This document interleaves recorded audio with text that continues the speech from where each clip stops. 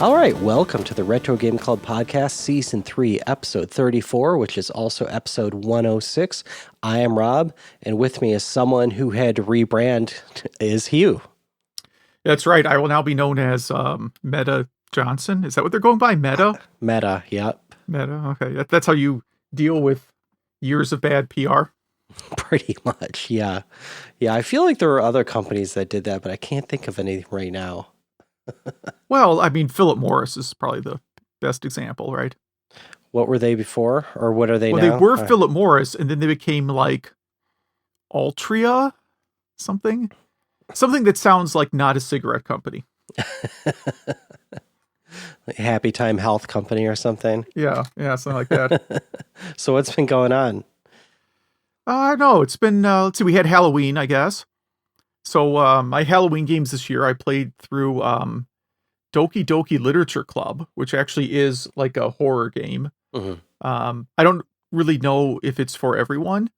I guess I won't spoil it or anything, but it is a really unsettling, disturbing game. Yeah, I heard the review I've heard said it's not the best experience, but it is a very memorable experience. Yeah, that's a good way to put it. And then I also got the limited run games Castlevania collection. Nice. Yeah, I mostly played Kid Dracula on it because that never had a US release before. That's a cool game. Yeah, it's not bad. I actually really liked it. I like it more than most Castlevania games. Oh yeah, for sure. It's a lot easier. Mm-hmm. Definitely fewer cheap deaths. Mm-hmm. So the thing that's weird is like, I don't know why Konami didn't just ask Nintendo for like the source code to their NES Super Nintendo emulator.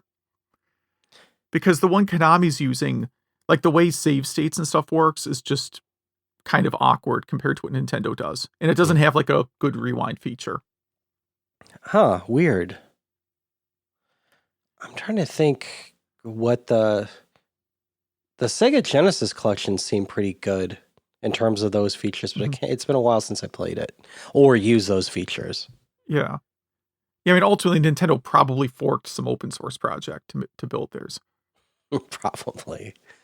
Yeah. And then something that I didn't really think fit in our news real well, but I was reading this article about Roku launching a developer kit for independent development on Roku devices. And I actually have like the lowest model of Roku that this will work with. I have a newer Roku. But like a long time ago, I bought what they called a Roku One because it was the only model that had AV out.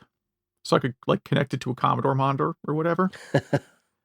So I don't really use it anymore.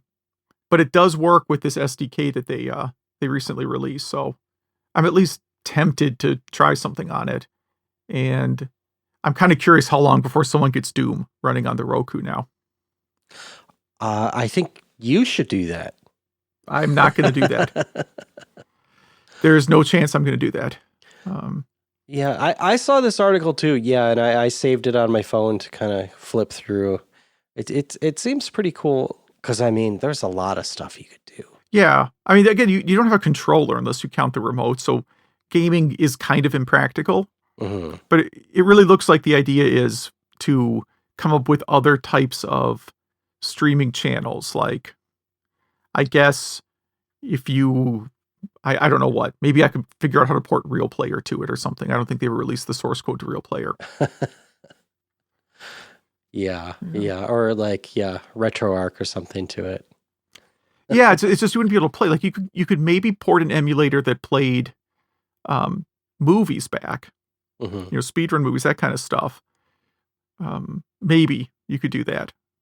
I don't know. So what have you been up to? Well, you could probably do Dragon's Lair because that really only needs. Well, that's just DVD playback, right? Yeah. Like if I could just go with the DVD, right? Because there's DVD versions of Dragon's Lair, so that's not a problem. Like maybe if I could figure out how to decompress Sega CD or like TurboGrafx CD video and play that back. But even then, you still can't actually play the games. You would just be watching them. True. Yeah. Maybe, well, there's a bunch of CDI games that I think work with just a basic remote. So I suppose you could probably make a CDI player. Oh, that's a good idea. Yeah, that's an interesting one. Or being able to play back like PSP UMDs. You'd have to like rip the UMD though, because you couldn't. There's no obvious way to hook up like an actual player to it. That's funny. That's a funny idea. So you can watch 720 or whatever resolution PSP videos are on it. Yeah, with literally some of those movies are just missing scenes. They just had to cut them down. But yeah, like you said, it's been Halloween, and with two young kids, it has been a week or two straight of Halloween stuff. I don't know if that was like that when your kids were young, but there's like trunk or treat. There's something, downtown where we live. Restaurants had stuff that the kids were all dressing up to. It's just every day was something. Let's see. I finished The Last of Us 2, and it really made me sad. So, I didn't not like the game. The Last of Us 1 is one of my all-time favorite games, but this one, not a very happy game. Not that Last of Us 1 is a happy time game, but this was like rough. And what else? Oh, we talked about Devil's Crush speedrunning last time. I think the videos you saw, I found those. I think I found the same ones that were the same length. Those weren't to beat the game. Those were to just get to 10,000. So to 10 million. So a speedrun to 10 million. Is that the max score in the game? No, the max score is like 999 million. Oh, okay. But still, like I learned some stuff watching those. What else? I think my next game is finally going to be Ring Fit Adventure, since I bought it so long ago to work out with and never tried it. But I also started Guardians of the Galaxy today, and I didn't get very far at all. But in the very first scene of the game, there's an Intellivision. Okay. You kind of start in the 80s, yeah, and there's a cool, really real-looking Intellivision, so I thought that was neat. So is your Ring Fit Adventure basically sitting on top of your Wii balance board? I actually have a garbage can on top of my Wii balance board because I have no other place to store my Wii balance board. So it's a kind of garbage can stand, I guess. If you see it, it makes sense. But so you weren't very far off. But oh yeah, and I just want to share some kind of cool thing I found. Well, I think I got spam about it, but Stone Age Gamer, a great site that if you're in the US, you could buy, EverDrives and stuff like that and have it shipped locally. Well, within the States. Yeah. Well, they have a Dreamcast builder now. So you could go to the site, you could pick what model of Dreamcast, you could pick a case. You could pick if you want an HDMI mod. You can pick if you want the mode SD card mod, and I think you could also pick a upgraded power unit, because I guess some of the power units are not great in the Dreamcast. It ends up being very expensive, but I thought it was a very cool service they're doing. Mm-hmm. So I just wanted to shout that out. But yeah, that's about all I have been up to. I guess we haven't recorded in a long time. You and I have both been just slammed. Yeah. The past 2 months have been pretty busy, and this month is not really slowing down much for me. I think I'll still be able to make it to Midwest Gaming Classic in a couple days, depending on when this episode goes out. Maybe it was 2 days ago. Who knows? I think I'm still gonna be able to make it. It's hard to say. That's my plan right now. I think I'll be able to get this out before Midwest Gaming Classic, which is on the 5th, right? November 5th? Yeah, 5th through 7th. I never go on Friday, though. Okay. I think I did once when I was staying there, but that's been a while. It's been a while since I've gone on a Friday. Is there anything specific you're going to look for this time? No, I'm trying not to buy anything, really. I have way too much stuff. I mean, sometimes lately I tend to buy controllers. Like if there are new controllers for systems I own, even if they're the 8-bit DO or Retrobit, like one of the reputable brands, right? Mm-hmm. I tend to buy those a lot, but I really don't need any more games. It's Do you just ever think insane. You'll booth there and sell some stuff? I could, except I'd rather do stuff at the show. Yeah, yeah. Cool. So that Yes. reminds me, I did drive by a yard sale recently where everything was free. Like I wasn't sure if it was a yard sale or like a house robbery, but like literally they decided to sign up that said free garage sale. Like they just didn't even want money. They just wanted to get rid of stuff. Wow. Did you stop there? I drove by it, but it was pretty picked over by the time I got there. I got Oh there man. Saturday, and I'm like, that's a really good idea. I should do that here, not with games, but like with you know stuff my kids have outgrown. Yeah, absolutely. Yeah. For us, we usually just put stuff on the corner and it gets taken like within an hour. Uh, well, I should mention too. Yeah, this weekend I can't make it to your part of the country for Midwest Gaming Classic, but there happens to be a little tiny retro gaming show near my house, so I'm gonna hit that up. So we'll both have hopefully some retro game events to talk about next episode. Should we dive into some Yeah, news? We got some yeah, really cool articles this week. yeah. So let's start off with some hardware stuff. Yeah. So the US Copyright Office decided that yes, you do have the right to fix your game consoles, but only the optical drives. So apparently game console companies say, this is actually software driven, which isn't covered by you guys. And the US Copyright Office, I guess, mostly agreed, other than since optical drives aren't software driven, they're just a mechanical piece. So there you go. So it's probably the only part of the console they understand how it works, anyways. Probably, yeah. Limited run games. I was looking at this. It has they're selling a adapter so you can play your Switch in a little mini arcade cabinet. This thing looks pretty cool. It actually fits your Switch Joy-Con right in there. Yeah. Yeah, this thing is neat. Yeah, I think it's pretty cool. I have the Switch Lite, so it's not that useful to me. But Oh yeah, true. Yeah, you need a regular Switch for this. I'm trying to see. It's 105. yeah, I don't know if the Switch OLED, if that's what it's called, fits in there. It should. I think it does because it could fit the same controllers. But this is $105. So What is the base unit the same size? yeah, the base unit. I'm pretty Oh, sure okay. it's the same size. It just has a larger screen with just smaller bezel, whatever around it. Oh, okay. If that Okay. makes sense. I could be totally wrong, but I'm pretty sure. Or they would have called it like the Switch XL or something. That's true. Nintendo does like that stuff. And more little arcade cabinets here. One Up just released a Terminator 2 Judgment Day cabinet. I think this thing is cool because I like the One Up arcade stuff for things that are not easy to emulate. And, these things have light guns.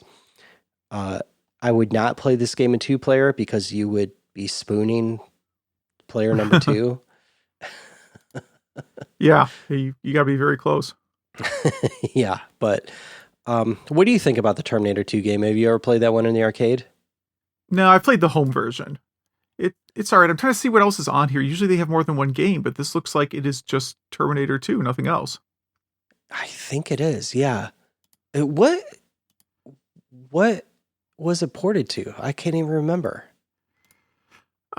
It's on like any system that had a light gun at the time. Really? Wow. You can play it with like the giant. I think you can play with the Super Scope, right? I don't know. I'm gonna have to check that out. That's funny. I had no idea. I thought that was arcade only. I'll definitely check that out. Yeah. There's the videos of it with the Super Scope right here on the internet. Nice. Raspberry Pi Zero 2W was released for $15, and it's 5 times as powerful as the previous Raspberry Pi Zero. So it's as powerful as a Raspberry Pi 3, which is really neat. These things are tiny and cheap. Yeah. So this is actually a pretty good option for running emulators, because the Pi 3 ran emulators really well. Oh yeah. You'll definitely be able to get like PlayStation 1, at least in this. Oh, what else do we got here? Classic 80s text to speech on classic 80s hardware. So I read this one just a few minutes ago. So this is on Hackaday, and this guy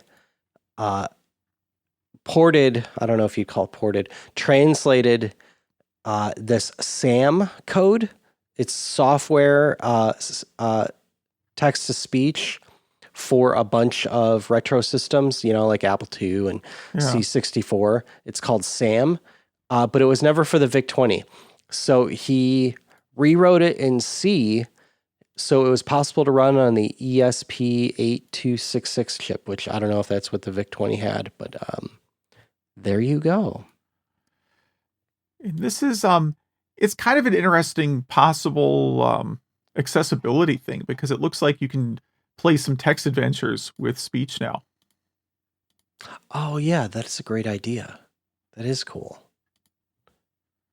Yeah, if you watch the video too, it's obvious he's using text-to-speech software to do the voiceover.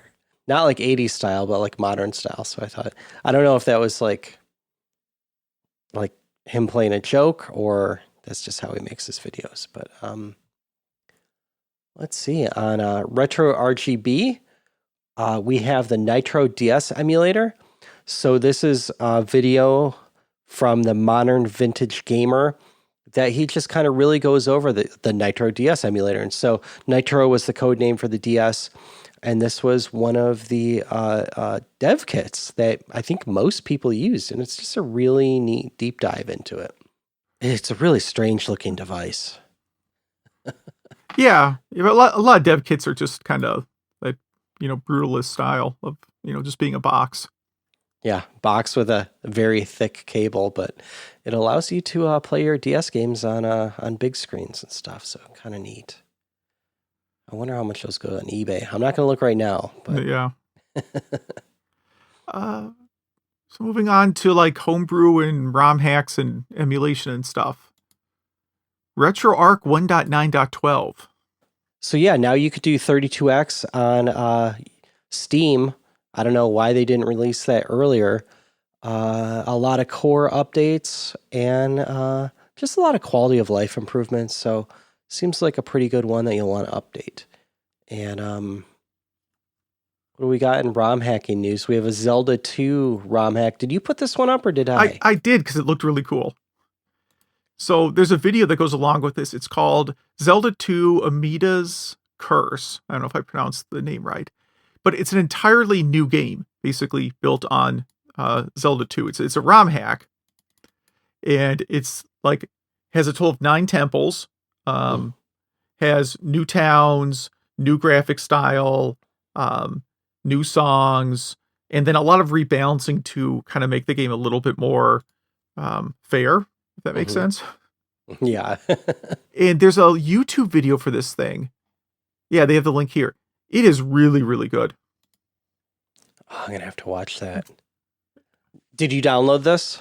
I downloaded it. I've not actually run the patch yet. Oh, that is cool. Yeah, that might be a winter game. My weekends have been so booked lately that I have no time to play anything new. Yeah, I'm gonna have to check out this video. I haven't looked at it yet. I just looked at the stills here. I was like, yeah, it looks like Zelda 2. Yeah. So definitely check it out. This must have taken this guy forever. Yeah. And another Zelda hack. You can now play The Legend of Zelda Ocarina of Time in VR. And there's a video here, and it does not look like a great experience. No. So this is part of our new section, Takedown Letter Pending. I'm pretty sure whatever is going on here, Nintendo will take it down.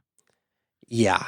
And this guy's actually playing on one of those VR kits that has like the treadmill thing you stand on that you could walk in any direction. Yeah. I'm getting serious motion sickness watching the video of this. Oh, yeah. This is vomit-inducing. But still, this couldn't have been easy. So, if you have the stomach for it, definitely check it out.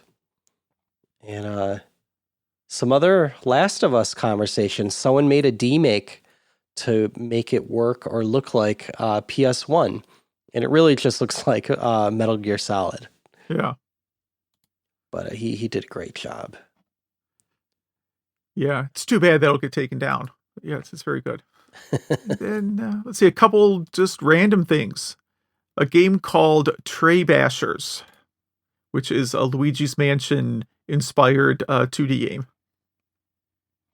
Yeah. I thought this was actually a Game Boy Color game, but it's a Steam game. Mm-hmm. Yeah, I think it's supposed to be a take on Trespassers. So like Trespassers. Oh. Yeah, it seems like it's tray French Like the or something. French word for three, yeah. Yeah. Like there are three bashers. Yes. But you play a little mouse and you have a flashlight where you are looking for cryptids with. Cryptids are like Bigfoot or Mothman or something like that. And then you bash it with a stick or bat or whatever he has. And this looks pretty good. It's $10, and I'm not saying that $10 isn't worth it for this game, but I just didn't see how long it was or anything like that, you know. But it looks pretty fun.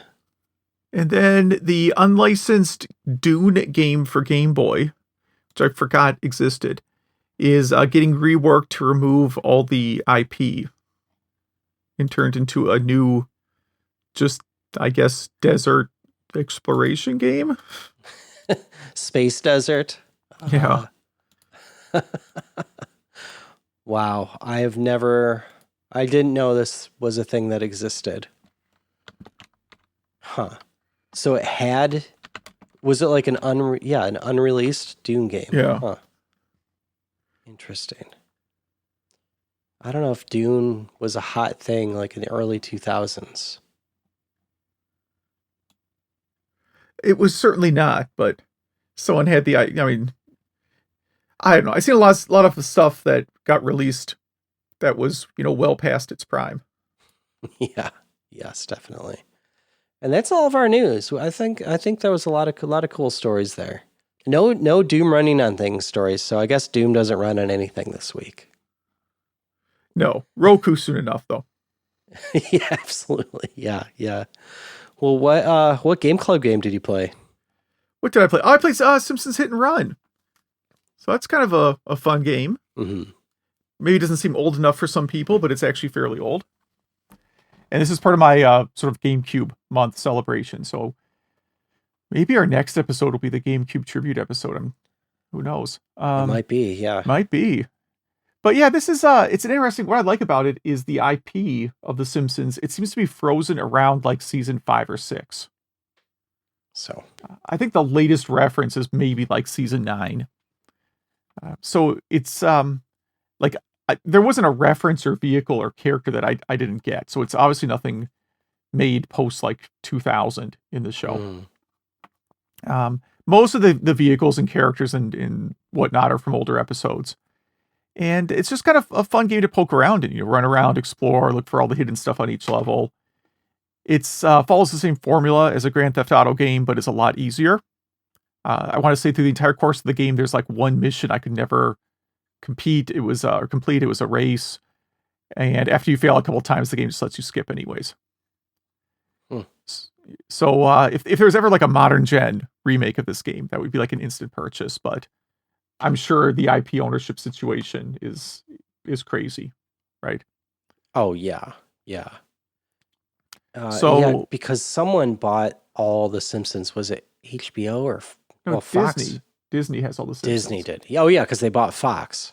That's right. But I don't know if they own the problem is like how the game IP rights work, and I think it was Take-Two maybe that developed this, but it probably wasn't Take-Two. They probably had like a third party work on it, and it's got to be a disaster. Yeah. So anyhow, I think it's a really great game. I've always liked this game a lot. It's easily the best Simpsons game. And it's also on it's on like PS2 and PC and other stuff. I've only ever played it on GameCube. I never played this before, and I'm very happy that you recommended it because it lit a fire under me to get my GameCube emulation going. I have a tiny desktop that it's an AMD APU, which is that's a processor with a built-in GPU, so no like beefy graphics card or anything. Yeah. and I have it just overclocked slightly, and I was able to emulate this with like, upscaling it and stuff flawlessly. I used an Xbox controller and it just seemed to work perfect. And I actually played it with my kid, or well, he sat next to me and ran people over, and he just adored it. So yeah, it's GTA for kids. Yeah, well, you can't kill anyone in the game. Yeah, exactly. There's no blood or gore or anything. Yeah, they just bounce right off your car.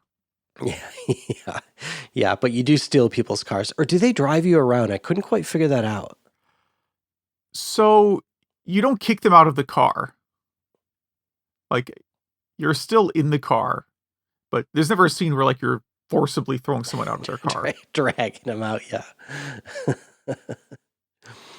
But yeah, this was just fantastic. And I think that for me, yeah, this would have been the time where I stopped caring about The Simpsons. And if I bought games, it was, the Grand Theft Auto type games or fighting games. So I never thought about it back then, Yeah. Now, stealing cars, though, is really pointless in this game. Because the cars you have in the game, like you can go to a phone booth and use any car in the game, every car the game gives you is better than the cars you encounter on the road. Yeah. My kid just wanted to drive the school bus. Yeah, so any closing thoughts on that one? No, I don't have anything else. Well, I did Goonies 2 on the NES. This was released in 1987. It's a Konami game. I guess you would call it an adventure game. It's kind of a Metroidvania thing. I don't really like that word, but there you go. Mm-hmm. And you play as Mikey, and apparently the Fratelli family is out of jail and they want revenge. So they kidnap all the Goonies, including your friend Annie that's a mermaid.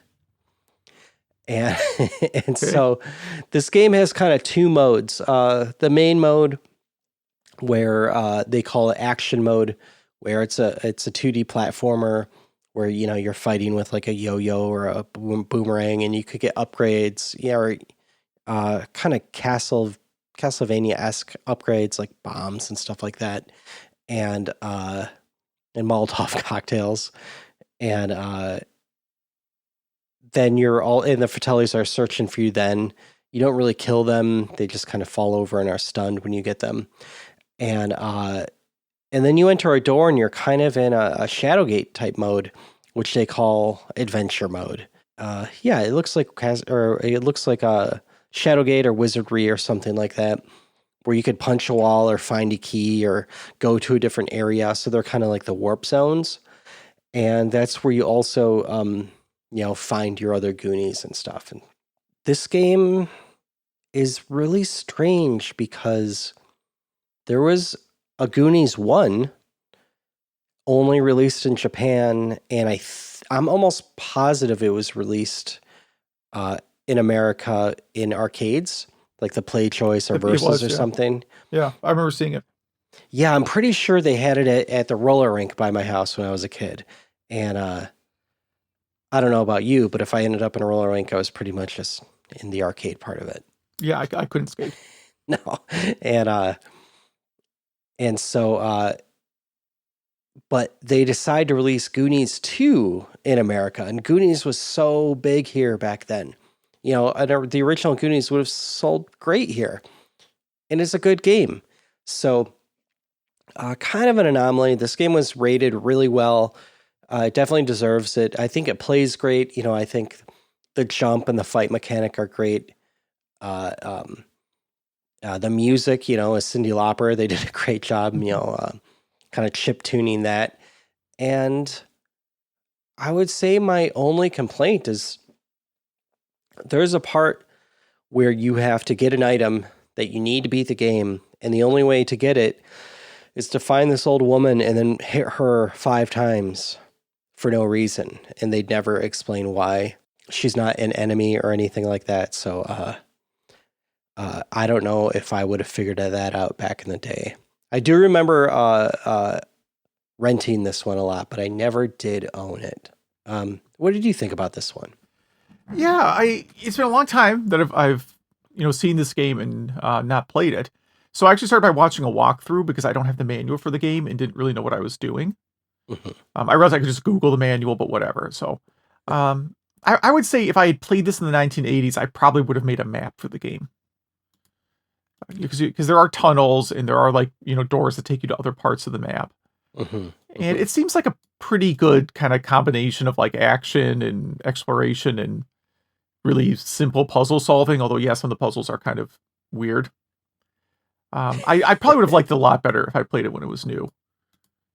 Now having played it after, playing a lot, just compared to other NES games, Mhm. it doesn't come anywhere near Metroid.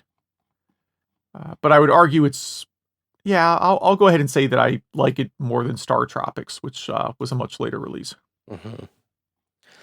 What about it? It reminds me a lot of I think another Spielberg movie, Temple of Doom on hmm NES.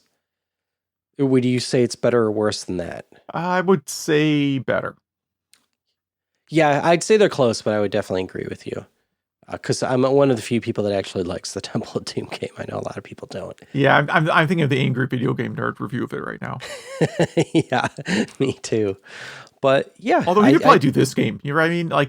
He could easily bash this game because oh yeah, as much as I liked it, it by modern standards, it's going to come across a little clunky to people. yeah. I mean, the graphics aren't that. I mean, I guess in points they are, but some of the gameplay, could be on an Atari 2600. But I thought it played good, and yeah. Nothing really wrong with it. But what are you gonna play next? So I'm going to keep with my GameCube theme, and this game is 16 years old and has a Game Boy Advance version. So before anyone complains that this game is not old enough, Lego Star Wars. Nice. I'm excited to check out the Game Boy Advance port of this one. Yeah, I actually have it. Yeah. Nice. And what are you going with? I'm gonna go with Kid Niki Radical Ninja on the NES. No, I'm giving no reason why. Okay. Well, cool. If any of our listeners has any cool news or uh, knows of any other retro conventions going on, or plays Goonies 2, Simpsons Hit and Run, Kid Niki, Lego Star Wars, or any other retro game, please email us. Email at retrogameclub.net or hit us up on Facebook, facebook.retrogameclub.net, and Instagram and Twitter. And if you look at our show notes, we have a link tree. You can see all that stuff that Zach maintains for us. But we got some listener email here, and I could first one? I could take this first one. Okay. So this is from Stanley, and he fired up Devil's Crush on his TurboGrafx Ever card, and he totally forgot how much better this is than Alien Crush, which I couldn't agree with more. Alien Crush is a good game, but it doesn't scroll with the ball to the other levels. It kind of switches to levels, and this is kind of off-putting. And yeah, Devil's Crush is a perfect Halloween game and a fantastic pinball game. He calls them the cultists. I call them the druids that are circling around the third, the top level. And all the other monsters and the bonus stages, he just thinks this game is totally metal. He's totally right. Like, the music is so excellent. He recommends Pinball Jam on the Atari Lynx. It has 2 tables on the cartridge, and it features Elvira's table, which I didn't know that. That's pretty cool. And Police Force. Both are decent games, but Elvira's table is definitely a classic. And it has some voice samples, which I think is pretty rare on the Lynx. Yeah. And then he played on Night Trap. He did the limited run game Sega CD release, and he did download the PDF of the manual, so he knew what was going on. And he's just amazed at how people freaked out about this game being so graphic and violent, and it's really just campy. And he makes a good analogy here that it's almost like Wile E. Coyote more than anything else, especially the acting. And he'll be heading to the Midwest Gaming Classic So he'll be there with some friends. So if you see someone wearing a red mask that says Robot City Arcade or Pinfest or a Pinfest t-shirt, so say hello to him. And he'll be at the pinball tournament Friday, and he's looking to pick up some Lynx games, maybe some Sega Saturn or CD stuff. And a note to you, Hugh, to check out the last issue of Retro Gamer magazine. It has multi-page write-up of the history of Falcom. Oh, interesting. Yeah, did they sell that? Did they sell that at like Barnes and Noble, right? I'm not sure. I think I might still have subscription to it on Android. There's like an Android app. Okay. There was some deal where I got like 3 years for like $10 or so. It's just some crazy deal where I was like, okay, it's retro gaming, and I enjoy it. They're really good writers. They have some cool topics. Well, Stanley, thanks so much for that that email, and yeah, I hope you have fun at Midwest Gaming Classic. To Eric from Pacific Northwest, we were talking about retro gaming collecting apps. He also wants to recommend something called Game Eye, although they combine it, so it's like Gammy. And it works on, mobile phones, and the creators are still very active in developing it.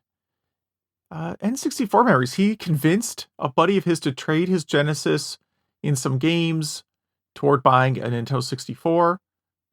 He has lots of good memories of renting games, going to his house and staying up late, like Smash Brothers and Mario Kart and San Francisco Rush and so on. He also played a lot of Turok on there. And but once he got introduced to Twisted Metal in Resident Evil on PS1, he sort of left the N64 behind for a while. I think all of America did at that point. Yeah. Yeah. He says the lack of good fighting games and plethora of platform games and the lack of, adult titles, and I mean adult, like as in games for, adults, kind of rated M for mature. Yeah, rated M, like, I hope people didn't take that the wrong way. Kind of pushed away from the N64 because it felt too much like a kiddie system. He does, though, have an EverDrive for the N64 and occasionally goes back, but mostly to play Star Wars stuff. Cool. It's a good thing to do. They asked if we did an anniversary show for the Dreamcast, and that's no, because we didn't think about it. Yeah. And Simpsons Hit and Run, he says it's great. He says it's one of the top 3 Simpsons games, and then asked if we played the Simpsons game from 2007, which my kids have it on DS, but I've never played it. I've never played it. Yeah, and then I ranked my top 3 Simpsons games. Actually, I got to change the order here. I would say number 1, Simpsons Hit and Run. Number 2, probably Road Rage, I think it was called. And then number 3 is literally getting run over by a bus. What? Yeah. I would say literally getting run over by a bus, and then maybe like Virtual Springfield is number 4. Virtual Springfield isn't really a game. That's why I maybe need to bump it. What is it, like a Sims type thing? It's a PC game, and I never found anything that was like a quest in the game. It seems like you're just walking around the town of Springfield. Huh. Weird. Maybe there's some objective I never figured out. Is that what the metaverse is? Is that what Mark Zuckerberg is all about? That's the metaverse, yeah. Okay. Do you think Mark Zuckerberg has seen The Simpsons? I'm convinced he is just AI, because when I look into his eyes, they're dead. I think he is bad AI. Okay. Yeah, so I'm trying to see if there's a speed run for Virtual Springfield, and there's a whole YouTube video called "Can You Speed Run Simpsons Virtual Springfield?" ? Which again, I think is a valid question because I don't believe there is any objective to it. It's literally just funny. Wandering around the town, and sometimes there's like scenes in some of the buildings, but it's just you were walking around Springfield doing nothing. Wow. I'm gonna have to check this game out. That is funny. Yeah. And then last note here, he's wondering if we've read the game Not All Fairy Tales Have Happy Endings, about the rise and fall of Sierra. I did the audiobook of that. Okay. Yeah, it was good. Majors writes in about a couple things here. Retro gaming collecting apps. He recommends a thing called Spreadsheet, which is what I would probably use myself. Mentions the Nerd Noise Radio episode that I did recently, and on it I talked about a little bit about Sociarian and whether it ever came out in the US. And there was a very limited release on PC, but good luck finding that one, man. Phantom console. So he went to an E3 where they showcased the Phantom. The only good thing to come out of it was the lap board. So they invented he showed us a picture of like this board. It's like a lap desk with a keyboard and mouse. So I guess you can play the Phantom on the couch. Okay, that's kind of cool, I guess. Playing Doom via Twitter.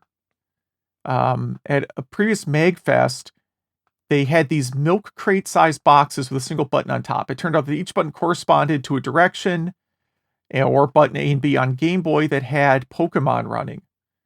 So then people would, try to collaboratively play the game with these giant buttons. Home Depot hot dogs. This is by far the most important topic on the podcast. Yes. He asks, is that a Midwest thing?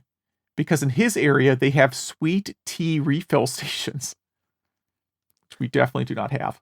We do not have that. But we definitely have the hot dog stands when you walk out of the exit. Yeah, and if you get there before like 8 o'clock in the morning, I think they have a coffee machine, like a bad like hotel coffee. Okay. I've been there before 8 on the weekends, and I don't remember that, but I believe that would be real. But yeah, it's just a little hot dog kiosk right at not at the entrance, like Costco. This is when you walk out of Home Depot. Because I guess maybe they don't want you eating the hot dog while you're in Home Depot. So it's definitely on the way out. You can grab a hot dog for, I don't know, they charge for the hot dogs, right? Yeah. Oh, yeah. Yeah. Okay. Yeah, it's so strange. And sometimes people bring them home. Sometimes people just stand there and eat them right there. It's a strange thing. It is, yeah. Yeah, and I gotta go to Home Depot again soon anyways. But yeah, the worst part of owning a home is how often you go to Home Depot. Oh, yeah. Like, I wish I would have bought stock in it before I bought my first home. I spent so much money there. Yeah. And some feedback on games of the week. Devil's Crush just says it's a great choice. Probably arguably the greatest pinball game for a home console. And if you like that style of game, there's another game called Demon's Tilt. It's not as good. I think it's supposed to be related to Devil's Crush, but I don't think it's as good. And then he sent a bunch of pictures from an event called California Extreme. So I maybe have heard of it before. It's not ringing a bell right now. But they have a lot of like arcade games that some of these I don't think I've seen in person, like Danger Express. Snacks and Jackson. That's it. Granny Gators. Which looks like Baby Pac-Man, kind of. It does. It's next to a Baby Pac-Man machine. Mm. So Granny and the Gators, I think, is the formal title. And Fast Break Pinball. Huh. Yeah. Very, very cool. Yeah, yeah. Well, Majors, yeah.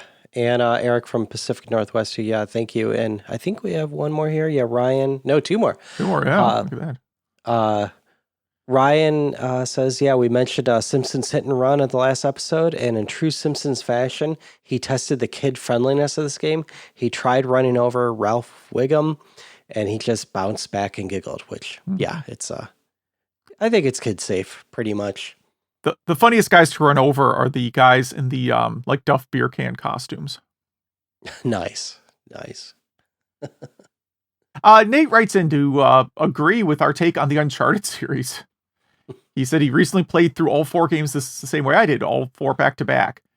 after recovering from some back surgery, he says. So that's actually a pretty good game to help with.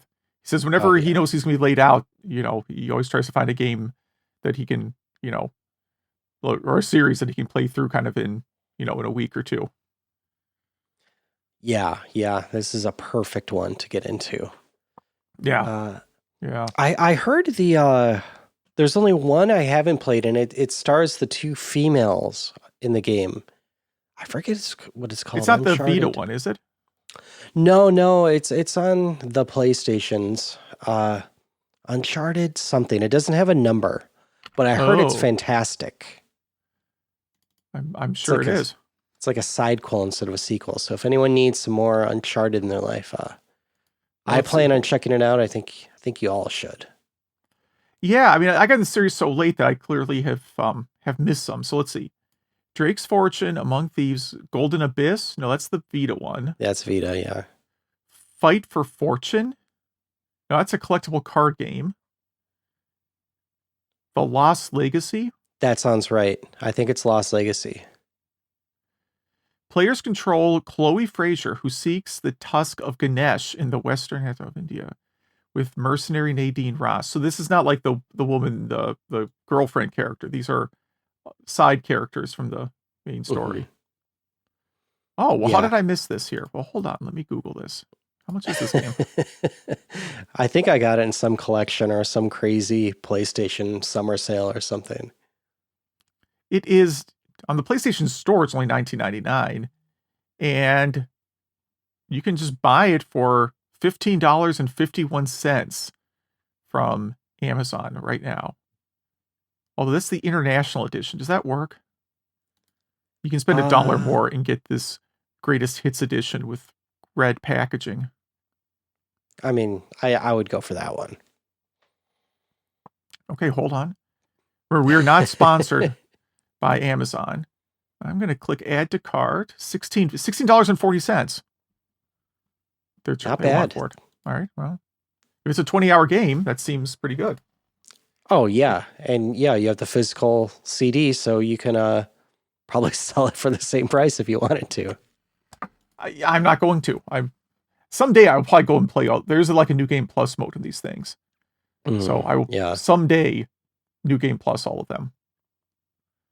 Lost Legacy, greatest hits. All right, so I'm now soon to be the proud owner of this game. It took longer than I expected because despite checking the box that says "Remember Me" on Amazon, it never, in fact, remembers me.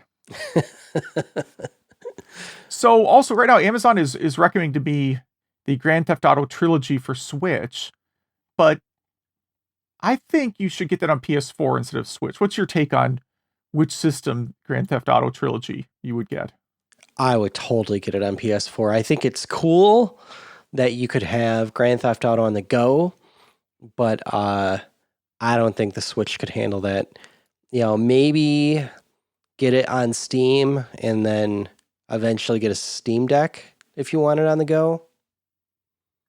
But yeah, that's a good take. I suspect the Switch can handle it. I'm a little worried about this thing that says download required because the Switch has so little memory. Yeah. I don't know, like what was that Castlevania-like game? Circle of the Moon, right? What is that called? Anyway, I heard that played, and that's just like a 2D, like Symphony of the Night type game. That played bad on the Switch. Link's Awakening, I guess, was barely 30 frames a second on the Switch. So I think you have to be a really good programmer to get anything out of that little system. All right. We'll see. Well, hey, listeners, I mean, those are retro games. So please, if you have experience with it, let us know. We do have some. Oh, and by the way, Nate, please heal up. Hope your back feels better. Well, he is supposed to be at Midwest Gaming Classic, so. Nice. We have some social media here. Someone writes in and says Goonies 2 is definitely a top 10 game.